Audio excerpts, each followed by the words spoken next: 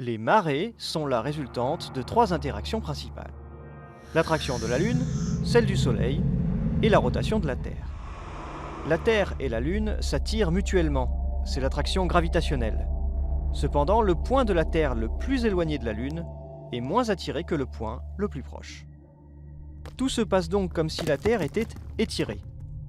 Mais l'eau des océans se déforme plus que la Terre, elle forme donc un bourrelet de part et d'autre de la Terre. Ce sont les marées statiques. L'effet du Soleil est identique, mais la distance Terre-Soleil étant beaucoup plus grande, elle exerce une force 2 fois moins importante. Si la Terre, la Lune et le Soleil sont alignés, leur effet s'ajoute. On parle de marées de vives eaux. Les grandes marées ont lieu lors de ces périodes.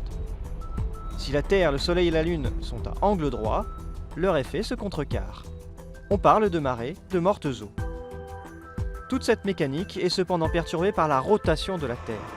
Cette rotation a pour effet principal de décaler dans l'espace et le temps l'arrivée des marées.